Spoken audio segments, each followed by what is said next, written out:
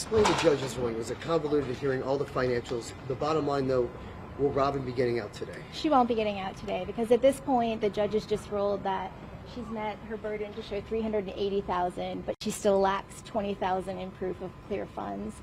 So at this point, we're back to square one, where we're having to get the statewide prosecutor to either agree that she has clean $20,000 and enter a stipulation, or be back at a hearing again. What was her reaction? What did she tell you after this hearing, Robin? I think she's shocked. I think that we thought we put on more than enough evidence to show that she had the last $20,000 that she needed to prove when they had over $250,000 in valid deposits. Originally, also brought up an issue about that they were asking for the $400,000 plus the $40,000. Now it's capped at the $400,000. Explain that part of it. Yes. So whenever someone bonds out in Florida, they have a bond. They have to pay 10% to a bondsman. The state was taking the position that she has to show 100% on collateral and an additional 10% on top of that. So essentially, she had to show 110% on the bond. So is that a minor win then? The prosecutors might agree to, you mentioned this $57,000 property. Do you have any confidence that they'll agree to that, or do you think those will end up in another hearing? I absolutely have no confidence of that after this week. Why? We have been going, they said in the hearing that they've had the records since Monday, and they didn't tell me until we got into the hearing today that they didn't contest the collateral in the house. They didn't tell me until we got in the hearing today that they didn't contest the collateral from Osceola Lopez. And so, you know. You thought you were going to have to prove all $440,000? Yes, absolutely. What's Gloria's relationship to Robin? She's a family member. She's a family at this point. Bottom line, could we be back here next week for a similar hearing like this? Yeah, I have every intention on getting her back in as soon as possible, assuming they don't stipulate. But theoretically, prosecutors could agree that the source of these funding is okay, whatever the $20,000. Theoretically, yes. Do you know we're going to get that $20,000 at this point? I don't. I'm going to reach out to her family and hope that we can find $20,000 that the state will agree to. But what happened to the other property, that other property that you brought up that you said was entered into evidence? Did they say that cannot be used, or can it still be used? It seemed like the judge said, we'll go talk to the state about that.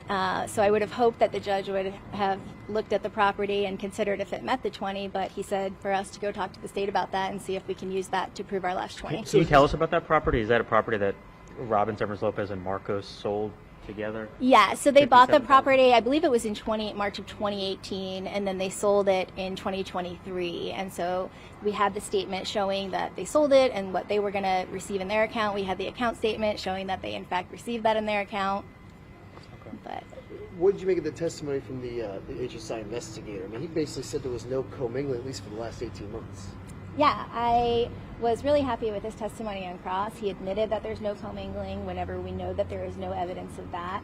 He admitted that there's not a single dollar that they can show of an unlawful proceed going into that account in at least the last 18 months. Thank you for your time. Well, I just want to ask, going back to June 5th, the day of Marcos Lopez's arrest, she withdraws $127,000, makes a $60,000 payment to the bail bondsman, and then a $5,000 payment on one mortgage, and then a $5,000 payment on another mortgage. The prosecution is contending that adds up to $187,000. What can you kind of parse the math for us here? I don't know where their math is coming from on that. I mean, it's pretty clear that she took out 127, 10 of it went right back in on the same day. She had 117. We heard from their agent that they found the deposit slip for the 117. And then we know that she put 60 back, and we had the proof of why that 60 went back in, so those checks could clear, and the proof that those checks did in fact clear. So you don't feel that any of this money is unexplained? No, not at all. What about the money, the difference between the 70,000 and the 127? I mean, has she spent any of that money? I don't actually know the answer to that, but it remains in her account. Okay. So, what about the underlying charges, the racketeering charge? I mean, I know we focused a lot today, kind of procedural, about the bond, but I mean, again, what are you learning about the charges against your client?